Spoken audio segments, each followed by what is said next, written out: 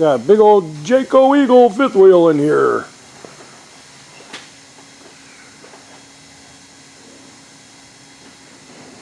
Eagle. Let's go upstairs and see what's going on. I want to check her out. Alright, so there's our Jayco. Had a little bit of a fire, I think he told me. Right here. I get some cracks right here. We're going to replace this pylon right here. You can see all the cracking on it. We probably won't be able to fix that. We're going to have to put a new piece in it, is my guess. So you can see all this here. And then you got your slobbered on caulking. It's like someone tried, what is that?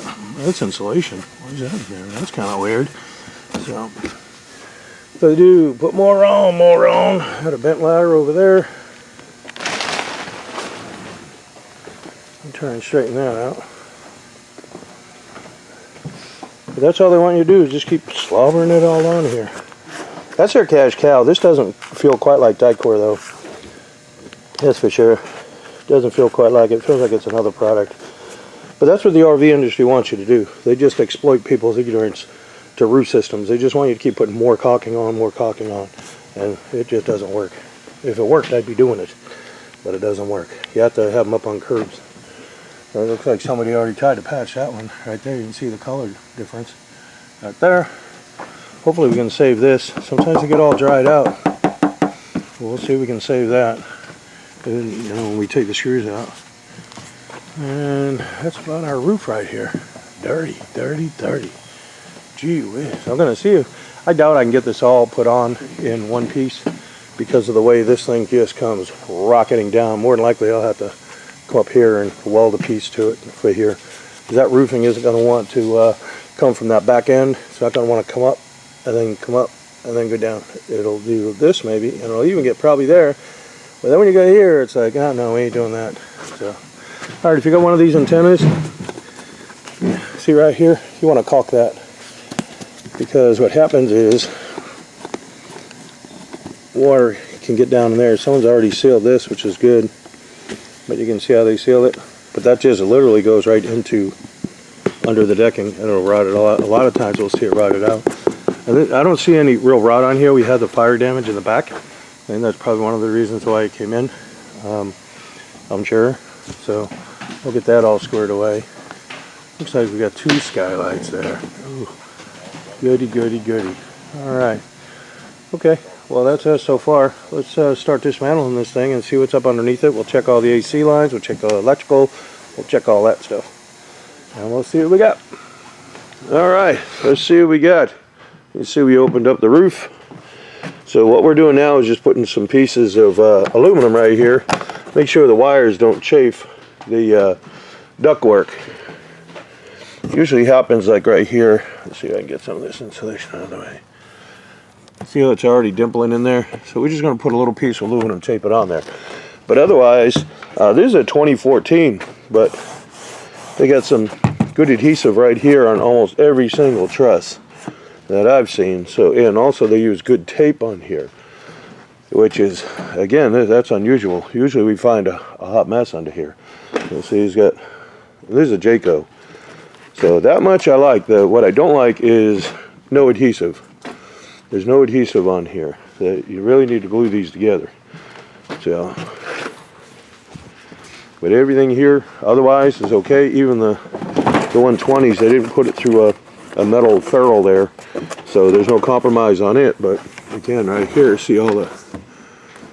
Eventually, when it goes down the road, just bouncing around and everything, it's going to wear a hole. So that's what we're going to do on that. And other than that, it's about ready to deck. You know, we're going to glue it down and put a new deck on here. This had 3/8 on it.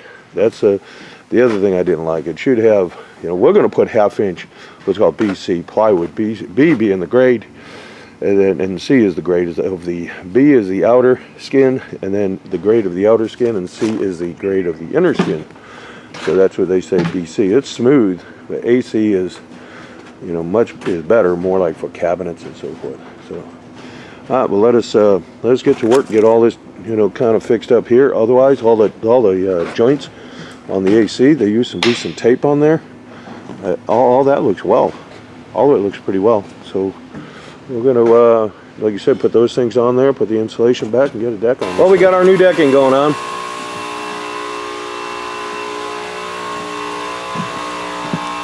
Guys don't like to be on YouTube. We're gluing it all down.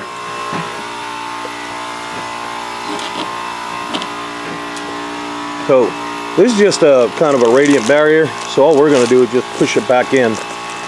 These don't really work as well as everybody thinks when they're put right on top. You know, if you look at like Tech Shield and Solar Board, they have a sheathing with this on the back. And really you should have a 3/4 inch cavity underneath for it to work proper. But we'll put it back nonetheless. But all we're doing, we got to get it down inside the bay like this so we can actually glue to the truss. If not, we had it on top, we'd only be gluing to this. Unless we glued this down to glue that down to glue this down. That's not necessary. So that's where we're at so far. We are going to get her all put together. And what we did here is we fixed the ladder. Right there it was all bent up.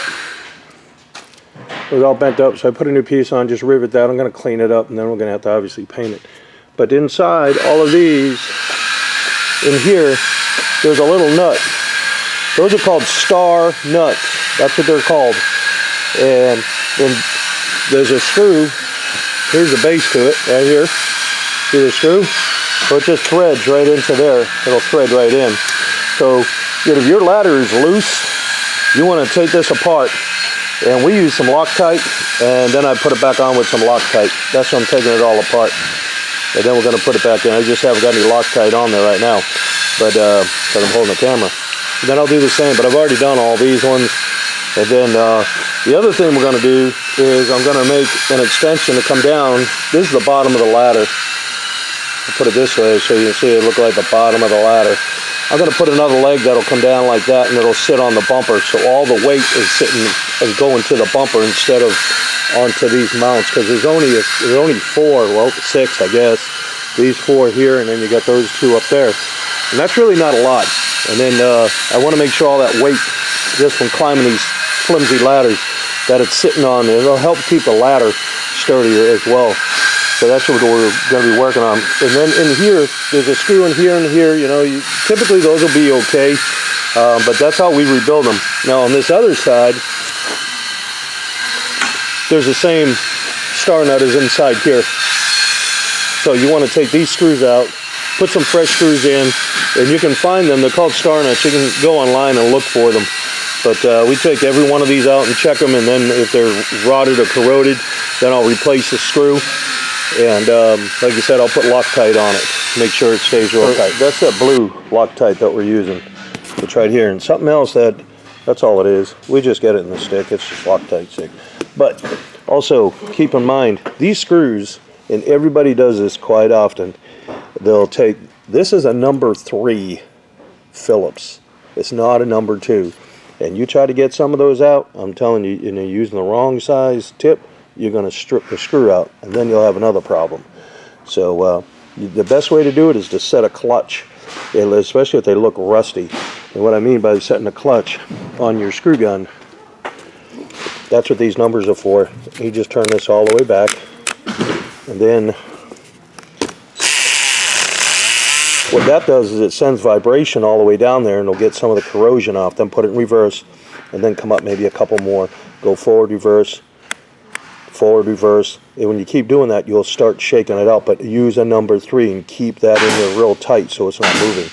Now again, if you don't and you have a bad ladder, you're going to strip all that out, and then you're going to have to, dig it out with pliers and torch or something to heat it up, or get some something that'll break the threads with all the rust, like WD-40, or I know there's a bunch of other products out there too, but those are some tips for you. Use that clutch on there. All right, on our Jayco, we have got driver's side already glued down. We got this sprayed, and we're going to roll it over and get it all gluified, and then we start putting in our curves. So we got new aluminum shoulders on here. These are aluminum that we made up, put on the edge. So we put them on there to protect the fiberglass from. So basically the same thing as a buffer. We just don't use the strips anymore. We use the aluminum because it's just too much to try to get on a square shoulder like this. It's too hard to get it. to get nice and tight. All right, so now we roll it out with the bigger roller. The big squeaky roller. All right, what we found out about our slide out is that fire, it melted the foam. That's what it did. That's what basically caused the D-lam. But you can see all they've got are these struts. The black one's coming down, so we're going to add some more strength to it. We're going to put the same piece on because it's going to need to be painted. So there's nothing wrong with everything behind it. Nothing wrong with it at all. So we're going to glue some of that back together, but we're going to fix the scars in there. Because either way, if I put a new piece on, he's going to have to paint it and decal it. So I might as well put that old piece back on and try to get the look as best we can, and then he can still have it touched up. But that's where we're at with that. So like I said, we're going to put those metal channel in there. And that's going to add some strength in the center because it was just real bouncy. It wasn't enough. We got to fill it with foam. We're going to get some more foam in there too. So we got to do all that. Then we got this one right here we're going to fix as well. So we'll get all that. And I think there's one more over there. But we'll check all that out and get those patched up for him. All right, so this is what we got done to our slide out. We put some more framing in there and glued all that together. Then we put in some fresh insulation in there. And this is a different type of insulation. This is all commercial stuff. And then what we're going to do is glue the new, the original siding piece on there. This is it right here. And then what we'll do is we're going to fix all these cracks. We'll epoxy them all back. We'll get all that. A couple of scores there. But like I said, he's either going to paint the old one or paint the old one here, or he's going to paint the new one. One of them is going to get painted. So, and there's really nothing wrong with this except for that right there. So once we epoxy it, it'll be fine. But like I said, that's what we got here. So we put all the framing back in. Now it's got more strength. We added the couple in there. It didn't have any, so it really needed some. All right, let's get this glued on. Okay, let's show you what we're doing. Our Jayco Eagle. I think I showed you some of the caulking that we did. We went around all the windows, went around everything inside the slide out right here. You want to get all that sealed. The other thing in these slide outs is you want to seal everything. We sealed all the way up in here. All these screws. There's a screw, there's a screw, there's a screw. All those screws, you back them out, and you want to seal those screws as well. And then seal all these screws. You want to seal all this, all these screws. You don't have to take them all the way out. You just take them out just a bit, and then you just take the caulking and give it a little swab on the head of the screw. When you put it back on, it'll spin. It'll make a little grommet, so it seals all that. Everything up underneath here, all sealed. Everything, you got to seal everything. These things are just, water's going to find its way. Let's give it another direction. So we don't want it going in there. Let's let it go somewhere else and drip off. Going around here, these on a Class C and even a fifth wheel, this rail right here, this is kind of vulnerable. You got your plate right here, so these things kind of rack around a bit. So what we do is we put a strike on here, and when that cures, what we do is we put a piece of tape.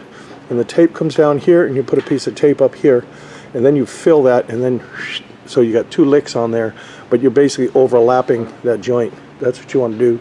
Adds a little more strength, so it's got two strikes on it. Obviously went around all the lights, went around every single thing you can think of inside these doors. Gotta go around here. Gotta go around all of this because water will go down. I've rebuilt many a doors because water will get down in here.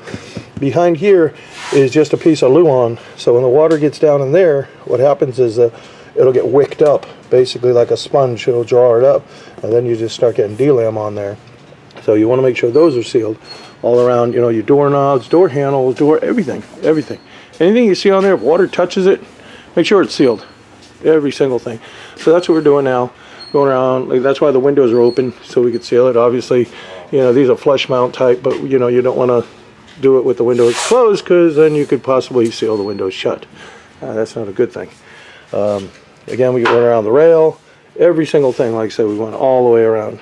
Anything we could think of where water was going to go. Obviously, your windows here. Again, all those screws that you see, right there, all those screws there. Just back them off, put them in, just torque them back in, all the rails, everything. That's what we do. So I want to make sure it's as tight as I can get it. I don't really like this particular design on here because when water does hit that rail, depending on if there's how true the coach is, you know, it may want to try to travel back. I just don't like it, but there's not much I can do about it. It's just the way it is, the way they designed it. So, but I still want to try to get as much as I can. But that's what we did here. I don't think I went over the roof yet, but we had to stretch this apart to get it all sealed. And I'll show you the roof afterwards. But like I said, even all inside your slide out, everywhere, you want everything all sealed up, everything. Both sides, around the back, around the front. We went around even around the plate. We went around all that, you know, because I don't want water splashing up on the underside up here, because I don't want water getting in there. So like I said, we seal everything we can think of where, you know, try to keep as much water as we can. I mean, on some of these, the way they design them, it's just almost impossible to keep every drop out. But I never really liked the way they did these. Because water can get up, and I don't like it because water can get up inside here. It gets up inside there. I don't know if the camera's picking that up or not. Looks kind of shady here. I mean, like dark. Let's see if my little flashlight will grab it. And I find my little flashlight. Right up in there. Okay, you can get water up inside there, and then it just sits inside here. It's just sitting there, and it starts rusting. You know, I have made cover plates for these before to put on there, but you know, I just don't like it. This one here is a little more open, as you can see, but some of the other ones I've dealt with, they weren't open, and the water would sit in there. We'd find rust in there. So it probably, on some of them, if you really had that issue, it probably wouldn't hurt to put a little pilot hole in there for relief, you know, of some water. So, but that's what we're working on, getting it all sealed up, every little nook and cranny we can think of. And then when the coach comes back for inspection, that's what we're going to be looking for, because we sealed it. So we'll check it out, and if we see something that needs to be done, then we'll just reseal it. So that would be, you know, part of the roof warranty. Looking at everything else, you know, we have no problem with that, because there's all commercial products here that we use. Everything we use is all commercial, so it's going to last. It's not going to fail like all the other junk that's out on the market. If it says RV on it, don't buy it. That's my best advice. Don't buy it. Go to a local supply house, and you can buy some really good caulkings over there, commercial supply houses, you know, if they'll sell them. So that's where we get everything we use. This is the door handle, right? Grab handle. So you want to take these screws out. These screws right here, those are number 3. So if you go to take those out, use a number 3 Phillips. If you don't, then you'll strip them out. Once you take that off, you're going to see all I got is this crappy butyl underneath there. See? That's all I do. So the water will get down in here, it'll get down into that hole, and then it'll start dripping down here, and you'll see, you know, wherever, depending on what's in the way, the water finds its own course. But it could rot out here, it could rot out behind here, so we take all this off. All that comes off. We're going to seal these. We're going to seal these holes. And obviously now you got a nice path right here to put your bead of caulking all the way down this door, right? So once we get all that down there, and then we mount the door handle back on, the grab handle, then we'll probably go right back around here with another bead. You know, a nice little clean dress out bead, that's all. And just prevent anything from trying to get down there that may want to get trapped down inside here. So, and these are the little things. It takes a while to do this. It really does. And you know, if you're going to do it right. And some people say, "Oh man, I can get someone to do it for, you know, $2." Well, they're not going to take the time to do all what we're doing. And you know, this is something even you know, a homeowner. If you're a DIYer, you can do this yourself. So the next thing we're going to do, because we're pretty much really got a good grip on everything, is all sealed so far. We're going to take this awning, we're going to open it up, and there's bolts inside here. We're going to find out where they are. We're going to loosen them up. We're going to load caulking inside there, and we're going to put the screws back, because moisture can get in here. It doesn't, just because you can't see a major gap in there doesn't mean water isn't getting in there. So what'll happen is moisture will get in there, and moisture is actually worse than water, although it is water, right? But the moisture particles will get in there, and it'll start wicking down, and it'll get inside there, and then again you'll have DLAM on the side there from the awning. So we're going to open that up just as soon as we can, and that'll be the next phase that we do. So, but all the windows and everything else, yep, already went around all those. You don't always have to go all the way around the bottom to here. If you want to leave, you can leave a little ball there, and then if the water comes down, then what will happen is it'll just drip off. It'll come down, and then it'll just drip. These are weep holes, so you really want to try to make sure this track is clean. If you pour water in here, it should come out here. if it doesn't, and you squirt some water in there and it doesn't come out, then you need to clean that out. These just pop out. These do. All that is a dress piece. It's called a glazing. And you can see like up on here, they just made these as universal windows, and they just pulled the plugs here so it'll drain. But had the window gone on the other side maybe and gotten flipped upside down, then you would take those ones out. So we'll end up sealing those up as well. I don't want anything getting up inside there. So these are all the, and it's such little tedious stuff that you really wouldn't think of. You'd be like, it just, until it happens. Then when it happens, you go, where'd the water come from? We take it apart and go, oh yeah, it came from here. We just rebuilt a back wall on another coach, and the floor was rotted, the kitchen floor was rotted. It rotted all the way up to the rear of the tire here. It came all the way up that rot because he had a kitchen back here.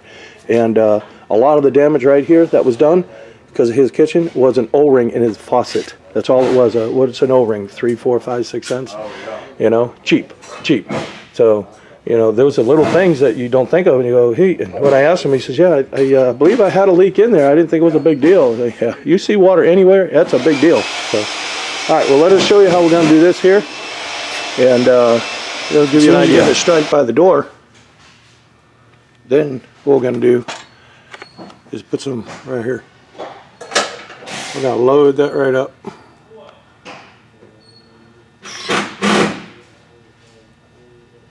And then we're going to put these screws back in.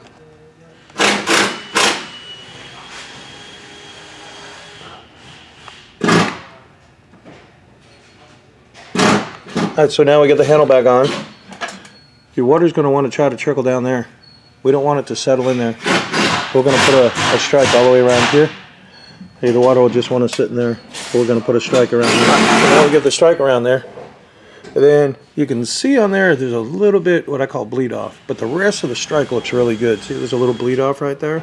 Don't worry about it. Don't, if you get asphyxiated and keep trying to clean that, what's going to happen is you're going to smear it. You're going to make more of a mess. Just wait for this to cure, and then you come back and you take a little plastic utensil or just a little tiny X-Acto knife or something, and just take that off, and it'll clean it up. You can just take that little knife and try to shape it if you have to. But as long as the strike looks good, leave it alone. You know, you can always come back and clean up those little things afterwards. But when you sit there and keep trying to take a tool or whatever, you're just going to make more of a mess, I promise you. It's just so much easier to keep moving along and then, like you said, go back and fix whatever else you have to. But that's how you want to do it. So that's the way you're going to do the handle.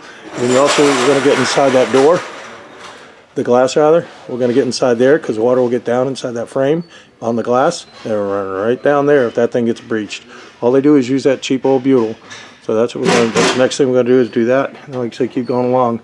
Same thing. We still haven't gotten to the awnings, so we'll get that and I'll show you that too. See these door latches? What happens is water will get down inside here and it'll sit right there. And this little piece of plastic that's right there, this is what you need to hold the door with the, this piece is where the latch is right here, see it? So all you need is that. But what happens is that little bit right in there, it holds water. So the water is going to go somewhere. It's going to work its way down here to these screws. And then it'll get behind there and it'll start delamming. So what you want to do, you can just take a pocket knife and you can try to carve it out so it's flat. Or you can use something like this. And just basically all I'm going to do is just grind it down so it's flush. That slot will be a little wider, but it won't matter. This is where the strength is to hold the door. So it's not going to be a big deal. It's just a piss poor design. So I don't want any water sitting in that pocket. Whatever water gets in there, I want it to drain out. Right, so I got that out. Then there may be a burr. And if there's a burr on there, inside there, you want to take your little knife and get that burr out. And then what I do is I put some more caulking on the inside over here. And I put some more this way. Kind of doing one of these things. So when the water gets in there, it'll have to get forced to come down through that little slot. Alright, so see the screw? This one on this side, that doesn't look as sealed as this one. So we're going to leave them. They're fine. The rest of them are pretty good. All of them are fine. Even the ones at the top. Those are all good. So I'm going to do this one, and I'm going to just back it out and put some caulking behind it and seal it. But otherwise, they look good. The same on this other one over here. These ones look good. I took these out and then I noticed that they were sealed pretty well, but since I took them out I had to reseal them, right? So these ones look pretty well up there. and so do those ones. Everything looks pretty good. So we're good with all that. Well, we are done with our Jayco. We want to thank the customer for bringing the coach to us. We really appreciate it. I know he drove a long way to get here. I think it was about 8 hours.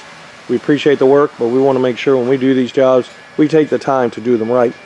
You know, unlike other shops that try to just get them in and out for the sake of, you know, getting a paycheck in there or boosting up their revenue. Well, we're not like that. We're not a corporate America shop. When people come in, they expect us to do a quality job like it's supposed to be done, period.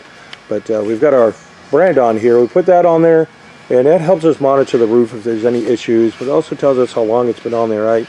If someone goes to, if he does opt to sell it, at least they can say, hey, this roof was just put on a couple years ago, whatever it may be. So let's go over some of the things that we've done. You can see we've got all our curves welded in. We've got those. We've got these boots right here for the ladder. So these ladders, they kind of get rickety-rackety, and when they get rickety-rackety, then they start to loosen up, and usually we'll get leaks right up underneath there. So we took this whole ladder apart, and we rebuilt the ladder, and we put all new bolts in there. We put Loctite on them to make sure they were all set. We also went and sealed everything. All the lights have all been sealed. All the windows been sealed. All the lights, you can see down there, everything has been sealed, but you know that from the previous clip. So now I'm just showing you what we've done on the roof. And curves already welded. These are all heat welded in there. If you look the way the camera picks it up, maybe at some angle you may see lighter, brighter, but that's all the heat that went into it to get that welded in there. So all of these are welded. The boots are welded, and there's plumbing in here. And then these two are a little different. This is an exhaust system or a ventilation system that I designed for these skylights. So when the moisture sits on these, the frost, we'll say, from a cold morning, it's sitting on here. When the sun comes up, the sun will evaporate it. But not only is the frost going to be on here, it's going to be up on the inside of this lens. And then when it does warm up inside there and that frost condensates, it'll start rolling down on the inside of the lens. It'll start rolling down, and then will start rotting out. In this case, it would be the curb. But if you don't have this, then it would have the roof deck. You may see it on your ceiling, on the inside of your shower lens. You may see it that way too. And that's basically what it is condensation. You get up there and you keep checking. You go, I can't find any leaks. That's what it is. It's a condensation. It's chronic, and it'll show up after a while, after it's soaked up. All the ceiling or the roof deck, everything in the area has soaked up as much moisture as it could. When it can't hold anymore and you see in the ceiling, well, you know you got a problem. So, but the plumbing ones here, this is like I said, this one is a vent. So this is the intake, this is the draw, and there's a channel that runs down inside the curb. It runs down, and then this is a solar fan. So when the sun comes up to evaporate this, that solar fan kicks on, and it's just going to stay in exhaust. And it's going to pull the air from here up over through, and it'll collect all that, and it'll stay running. It'll stay running. So you can keep this coach outside. It's a commercial roof. It's designed to be outside. So there's no reason you don't need to keep it outside. Unless you can have a pressure washed at a truck wash. You can bring it there and say, hey, pressure wash that thing. So again, everything has been all heat welded. So the way we check these welds, see if I can find that checker tool. And we leave the customer with not this tool, but one very similar to it.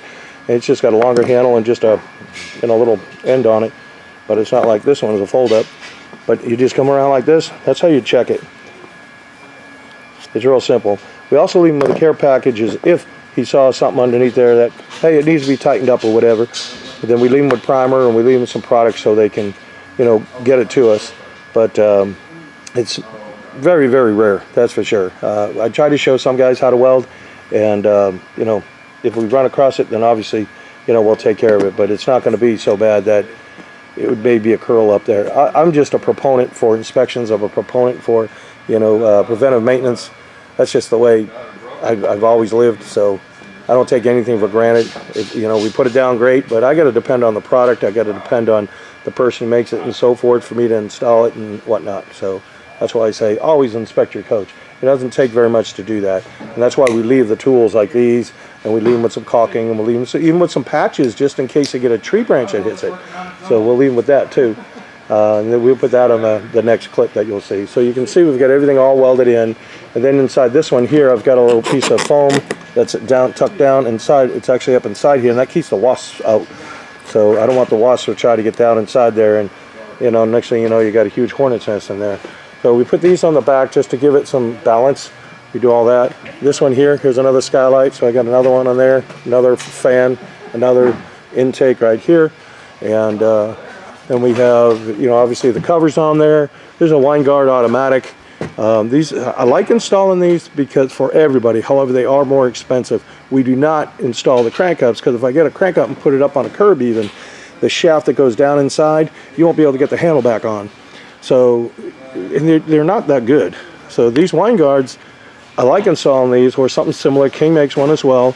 But the best part about it is if it got clipped by a tree, or if something happened, it failed, or whatever, you can just undo these bolts. There's 3 of them. You got 3 bolts, 2 here, and there's 1 on the other side. Undo that coax, run in the store, get a new one, get your wrench, tighten it back down. It's pretty easy. It's pretty easy. So compared to if you had the other one that rotated, I call them bat wings. One of those, like the Wine Guard's version is a Z1, and King, theirs is called a King Jack. So those type, if you clip the head off of that thing, then you got to dig out all the caulking, you got to replace the whole entire thing. You're going to spend at least a couple hours trying to just get another antenna on there and to make sure it's all watertight. So even though this may be expensive, you know, up front, I think in the long run it's going to be, you know, better. So all this is all sealed, so there's no way any of this could leak. We've got 2 strikes of caulking all the way down. All the way down. We put new insert trim. That's what this is. I'll show you that in a minute. Even there's no screws up inside our skylight lens. So we take those, we clean them off. Those are glued down. They're not going anywhere. They're not going anywhere. We take them out. If you put screws in here, I don't recommend the screws anymore. We've put quite a few over the years. We put them in, and too many times, you know, we find that even despite drilling these out, the holes a little bigger to give the screws room as this expands and contracts, we still find that you tend to get hair fractures. So I just said the heck with it. I'll just glue it down. So, you know, we're done. So other than that, there's a 60 mil commercial grade roof system. It's a TPO, which is thermoplastic. It all heat welds together. Everything does. So this is a 20-year roof system. So the way the warranty works, we want to see it come back every year so we can inspect it. And every year you come back and we inspect it, we renew it for another year. It's that simple. So if you go to sell it, then we have no problem even doing a transferable warranty. But the next person in line, they're going to have to do the same thing and bring it to us to make sure that, you know, we can inspect it, take a look at it. So this insert trim we replaced obviously here, and then also on the bunk where it goes down and around on the front, we replaced that, and we replaced it right here in the back. Should I sneak through here? We replaced it all down here, and I'll show you what we did here. This is a different product. We special order all this stuff. Actually, we had this all special made for us. We don't sell anything. This isn't a DIY channel. So, but this is what we put on. If you look at this real close, you'll see it's got a groove, and you can see how it sits inside there. See if I move the camera properly. And you can see how it sits inside that track right there. Okay, and it'll lock in. And what I like about it, and that's why I use it, and I can get it in. You see it's got kind of an arch to it, and you can see the little grooves there. What's great about it is when it goes in there, you got this part that'll get up underneath, and this one sits on top of this thin little track right here. So it locks the water out. That's why I like it, compared to what they use, which is just your typical run-of-the-mill type of insert trim. This is what we took out. This is cheap stuff. And what happens when this slides in into that track, and you get that in there, what I don't like about it, and this is why I changed, when you get that in there, you can still get water down inside that track. When you know, when it's sitting up there, if this were the gutter, you can still get water right down inside that track right there. It'll still, there's nothing locking it out because the water will roll down here and get in there. So we don't use this cheap stuff anymore. I bought, like you said, we had to buy almost 2 miles of this. 10,000 linear feet is what I had to buy in order to get any of it. So we got enough to last us a little bit, but keep in mind these aren't DIY videos. We don't sell anything. We don't, none of that stuff. And we don't do the DIY. there's a lot going on, and there's a lot that I don't show on the camera because I simply don't have time to show every single thing on here. So, you know, that being said, you know, we appreciate everybody watching. If you get some tips out of it, awesome. But I don't want anybody to think that, hey, yeah, this is the way to do it, and then they don't do all the steps, and they find out, oh yeah, there was something else to do. Well, I didn't see that on the video. Oh no. So we also fixed this. I'm sure I showed you this already. And what we did is just epoxied it and colored it. Yeah, I don't know if you can see. You can zoom up a little bit. There are some scars in here. He's going to have that painted. He was well aware of that. And then you can see there's one there. And when that fire, it had caused some of that damage there. And it also, the foam that was in there got so hot it shrank the foam down. And that's why the whole thing started delamming. Even around that decal you can see. So I think it looks better that way than to have taken the whole thing off and put a totally different new piece on there. I just don't think that would have looked well. So other than that, we're ready to go. We appreciate you watching, and again, we want to thank the customer for bringing it to us. See you in the next one. See, we got all the coaches that come out with a care package. This is our care package right here. See if I can zoom this in. We got a license plate right here if he wants to put that on. We've got, this is a piece of patch. It's an emergency patch in case he got a tree branch to come down and if he had to patch it. Now this is a hot patch. This is the one that we would use much like this one around here. It's just the same material, but so that would have to be welded in. However, in an emergency, if you had a hole, and we'll say whatever right here, if you saw it in there, you take this and shove it in that hole and you go squirt, squirt, squirt, squirt, squirt all around in a circle like that and load it. Then you squeeze it, it'll bubble up. That's done. This is a moisture cured product. That's what we use. We use all Chemlink products. This is Durlink. That's what we use. So that'll seal it. But then we also left a couple of patches. So the way you want to do your patching, put that there's and roll away. The way you want to do your patching, and we left a couple in here, is you would center it over your hole. Once you get it centered, take a pen and outline this. You want to outline it with a pen. Now you got that, just set that aside. And we left, there's a little bit of primer right here. You're going to need that primer. And I might as well empty everything out of this thing. Here's a brush. So now you want to go beyond the ink line. You want to go beyond that, maybe 3/8 of an inch or so. So you're going to be doing this on your ink line. Then you want to do the whole thing here. So you got all inside the ink line, and then about 3/8 over the ink line. You're going to take your patch. You're going to peel the back. This film will peel right off, and you line it up. And I usually reach up underneath, and then I take my other hand and I kind of pull it this way. It keeps it nice and smooth. Now you've got your ink line there. You got your primer out here. You take your brush again and go over this, just like that. Okay, go over here because it won't bond to this. That's the purpose of the primer. Nothing's going to bond to the TPO unless it's primed. So once you get that, then you come back with your product and you can put some caulking around there. And that's going to be a pretty darn good Band-Aid. Now, if the customer really feels he needs to have a hot patch put on it, that's why we left this. We don't want someone to just go to if he can't come back here, we do them for free. If he can't make it here and he's somewhere else, he's like, yeah, that really needs to be put on there. You cannot interchange these materials. So some people think you can take, this is a Carlisle membrane right here. Now Carlisle does make a couple other products, but it has to be the same Carlisle product. But you couldn't take, for instance, GAF and put it on there. You couldn't take Genflex and put it on there. You can't do that. They're two totally different companies and they're two totally different products. I mean, they're still TPO. It's kind of like Ford and Chevy. Yeah, they're both a car, they're both a truck, but they're not compatible. You're not swapping parts on them. So it may seem like it'll weld on there. And I've had people at supply houses tell me, oh yeah, we don't have any of that, but you can use this. You can't. There's enough chemical imbalance in each product where they're not compatible. So that's why we put that in there, just in case. So you got the primer, you got that, you got the brush, you got some caulking. And then the caulking, we like to see these come back in 30 days. Okay, 30 to 60 days for an initial inspection. After that, it's annual. Now, if the customer says, well, I want to inspect it myself, we want them to go along, put a little friction on here to get it warmed up, and then this is going to stay tight anyways. But in the event he found something, hey, it looks a little loose or whatever, you can put a little bit more primer on there, and you can use that to just give it a little love, especially around the corners.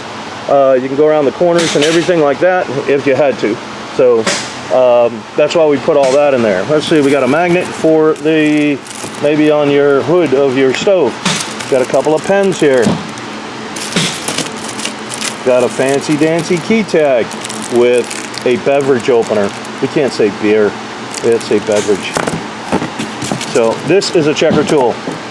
So this is used to check the joint, the welds. You go along like this, and if it pops in there and you find a little hole, we'll say there was a tiny bit, if you did, that's what you check for. It needs to kind of move a little bit.